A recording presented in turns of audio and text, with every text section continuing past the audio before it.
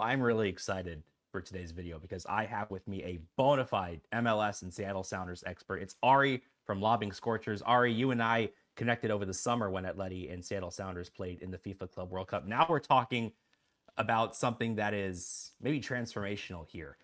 Obed Vargas, the self-confessed Atleti fan, met Antoine Griezmann, went viral during the Club World Cup for that interaction. He's joined Atletico in a deadline day deal and signed a 4.5-year contract. Ari, first of all, how you doing? I'm good. Good to be here, Jeremy. Yeah, when we recorded over the summer for Club World Cup, I told you, I said, keep an eye on Obed Vargas, one of the most hyped prospects in MLS and an Atletico Madrid fan. Like, this could be happening. So I think really we can take credit for manifesting this. The two of us, we sure can. Absolutely. It all happened here. So let's just dive into it, man. How good is this kid? Oh, man. Well, I'll start with the caveat that I'm obviously biased, but I do think that even people outside of Seattle consider him one of the best young prospects to come up through the league in the last few years. MLS has a pretty solid track record of these outgoing transfers of homegrown players. I think Alphonso Davies, Vancouver Whitecaps to Bayern Munich, is like the gold standard of that. And there have been others that have come out with a lot of hype and haven't performed as well. I don't know if he's considered on the Alphonso Davies end of the spectrum. That's literally became one of the best top players in the entire world for Bayern Munich, one of the biggest clubs in the entire world.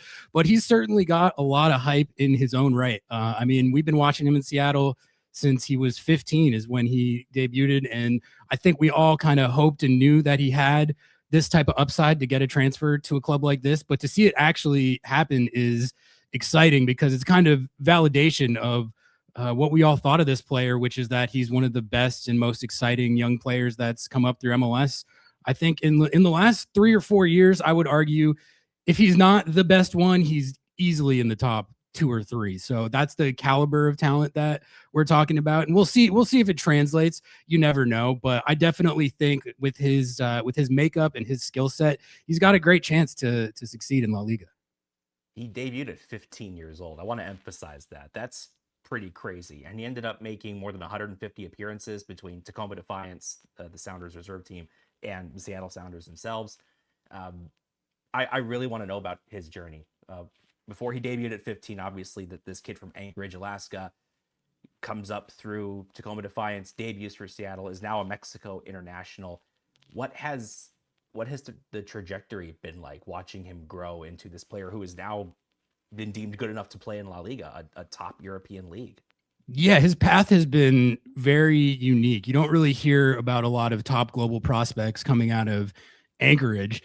But that's exactly where he's from. The story is his dad was actually a highly rated youth player in Mexico in his own right, who he was in the youth academy for Morelia, I believe, which is where Raul Ruidiaz, who was a Sounders star for a long time, used to play. But the story is his dad made a decision at some juncture to prioritize his family over his playing career, and he ended up moving to Anchorage, and he just taught Obed the game and also instilled this love for the Mexico national team. And he became the best youth player in Alaska. But if you listen to him talk about it at the time, he was like, I don't really know what being the best youth player in Alaska means. The competition there is not the same as it is in the lower 48. So he ended up making the move. There was a sweepstakes for the youth academies in MLS, and Seattle ended up landing him. And if you talk to any of the guys on the team who played with him in those early days at Defiance and with the academy and stuff, they'll all tell you they knew right away that he was a potentially special talent.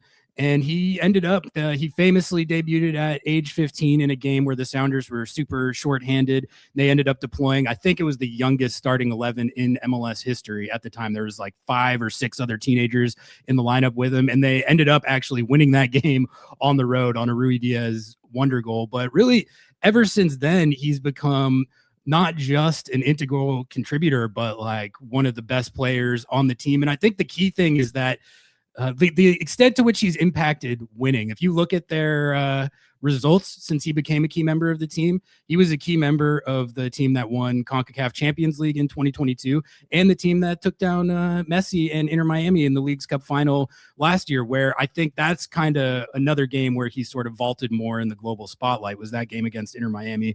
All eyes were on that. And he went toe to toe with Messi and all the Barca boys, and really to the point where he was the one who got Sergio Busquets so riled up that he hit him in the face, and then Luis Suarez spit on the team staffer and all that. Obed Vargas's play in that game was part of what elicited that.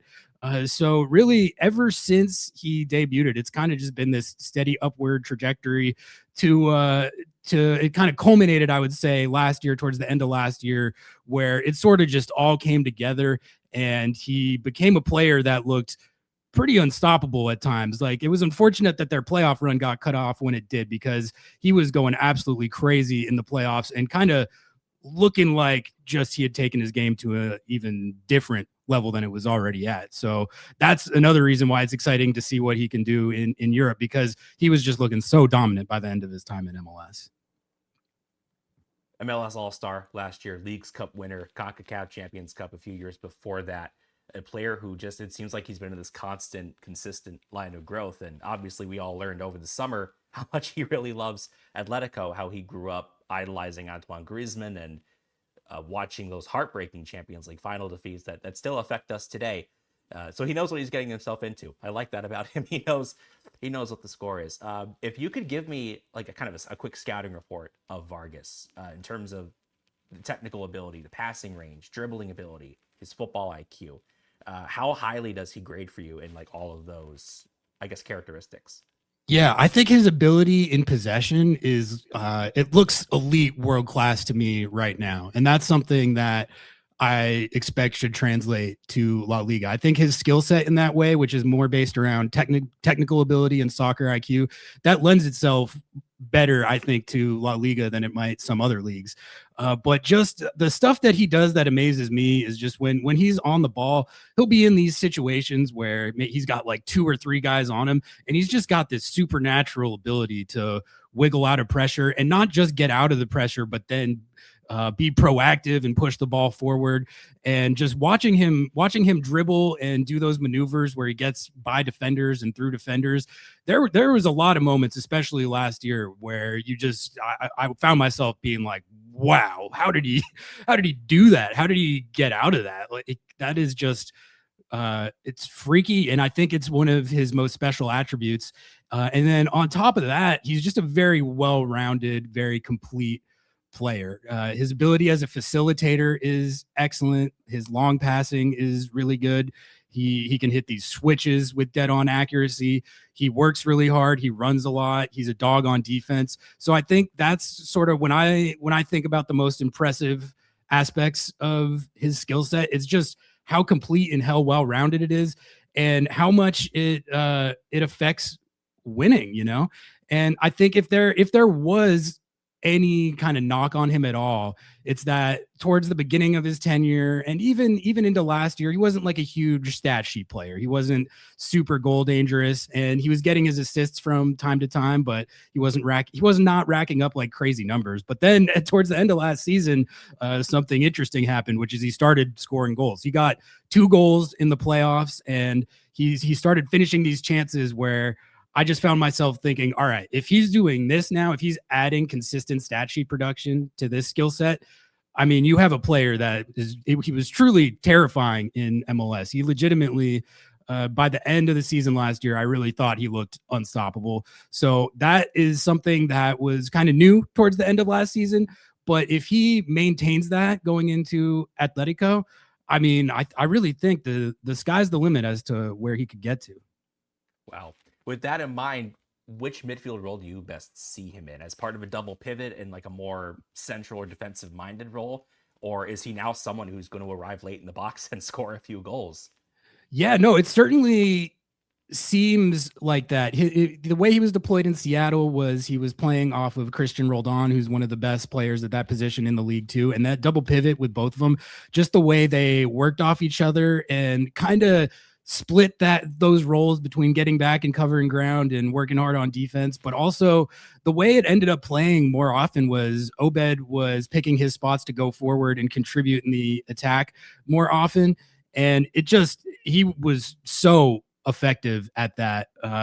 Mostly as a facilitator, like the way he combines with his wingers and his forwards is excellent. So that's sort of when he really broke out and became most effective in Seattle. I think it's when he started playing more as an offensive threat. But I think the way he is mostly thought of is sort of as this kind of box to box number 8 type of role more than a pure 6, but it's really, there's kind of like a little bit of everything in that skill set. You can't really pigeonhole it into one thing. He has these qualities of an elite 6 and these qualities of this elite box to box number 8, and that sort of combines to make him what he is. It's a very unique player, I would say.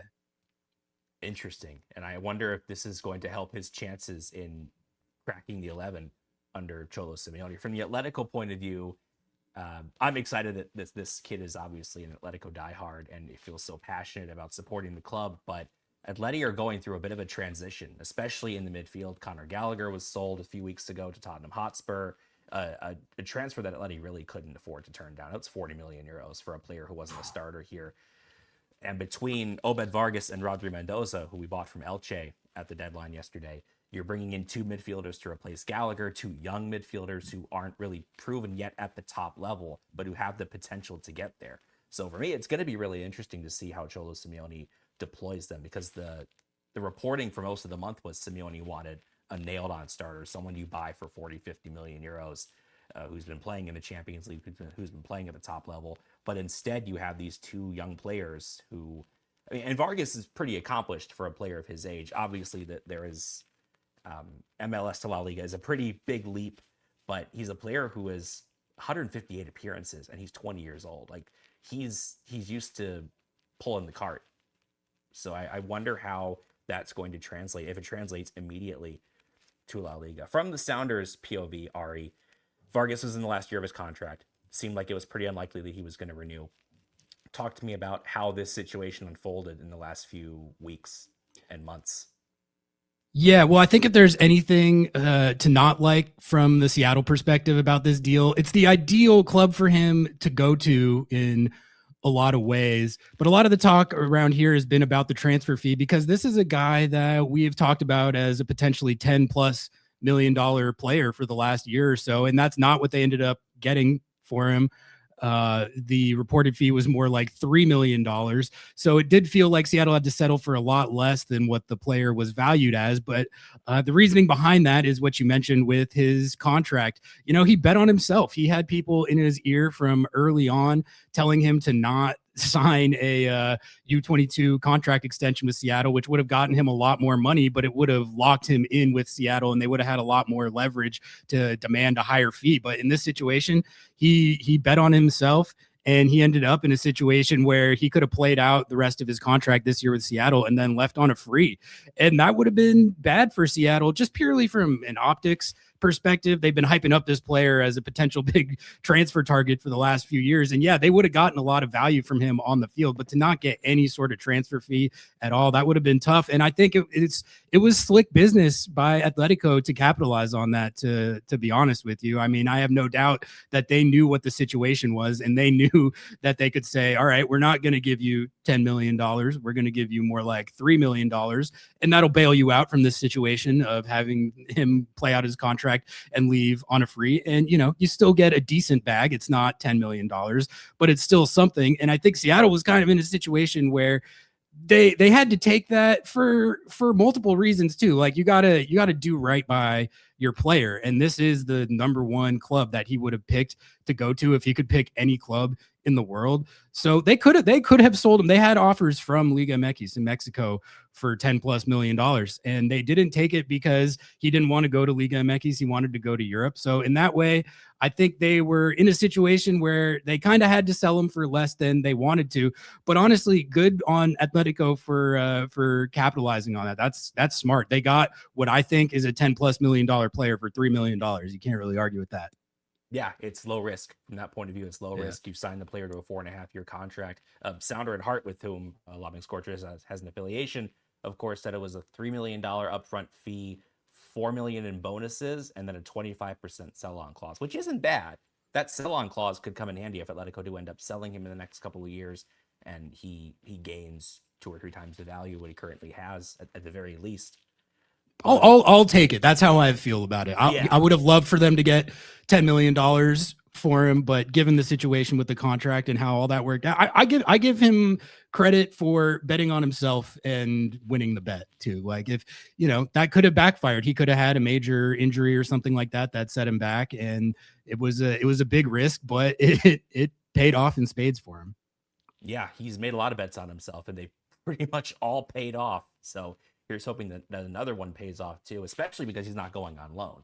That was heavily rumored in the past couple of days. That's news to me. Yeah, I thought he was going to I thought he was going to Celta Vigo, and apparently you're saying that's not the case. So that's even honestly more exciting, because I was sort of in this place of, okay, they're gonna loan him out, and then at that point, you can always get lost in the vortex of the loan world and never make it back. Like, we saw kind of a similar situation like that with DeAndre Yedlin, who's the original Seattle homegrown who got sold to Tottenham, but he never played for Tottenham. They loaned him out. He ended up having a good career in the Prem for Newcastle, but he was never this Tottenham superstar that it felt like that he could have been after the 2014 World Cup. So I was a little concerned that a similar fate could befall Obed if he gets in the loan vortex. But the fact that it seems like he's in Atletico's actual plans, that's even more exciting. That's great to hear.